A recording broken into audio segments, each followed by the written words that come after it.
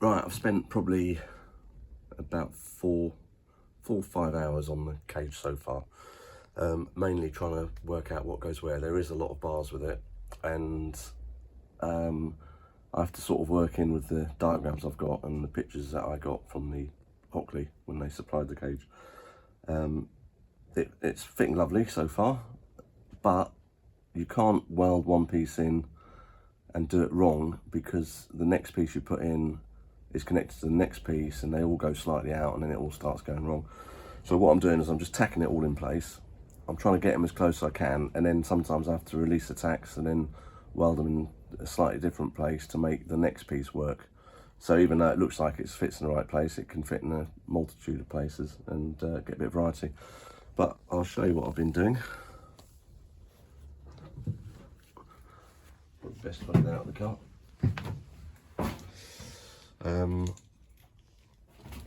The main crossbar, that's not even tacked in.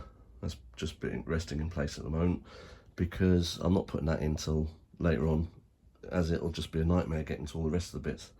It's difficult enough as it is, but I don't want to make life hard for myself. Same with the door bars. I'm getting them in and out this side, so I've tried, that was just resting in place. The bars seem to fit. I probably will tack that side on. I probably will tack this side on and then just to make sure it fits all right, and then chop it off so I can get in and out again. We've got the rear turret reinforcements. They're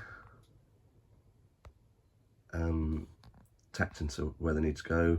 I haven't bothered putting the plates behind this part yet, because I want to make sure it all fits first. The plates are there. I'm not sure why it's got a slot, but I've got to bend them round, and I don't really start knocking and banging at the moment, because neighbours won't be too happy. This is the harness bar that goes between the two turrets, and it braces the turrets as well, rear turrets. And once they're all in, which is pretty straightforward, all I've got left to do is the front reinforcement. Let's turn that light around. If we look around here, I've got to drill a 40mm hole through the dash right here, which for the drill to go straight through, it needs to be at this angle. That's not going to happen.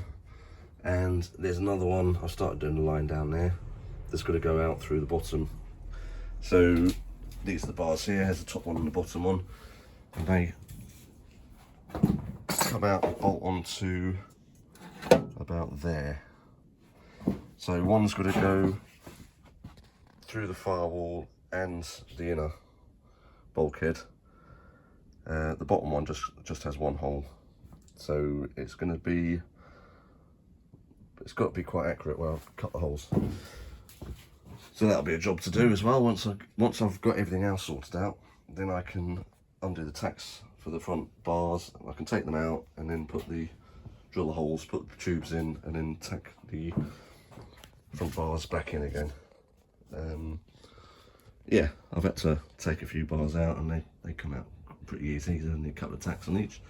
I do drop quite a few as well, because you rest them in place trying to get the next piece in, like the crossbar. That's waiting to fall on me. But yeah, once it's all done, I can see where there'll be any problems with welding with it in. At the moment, it seems to be, there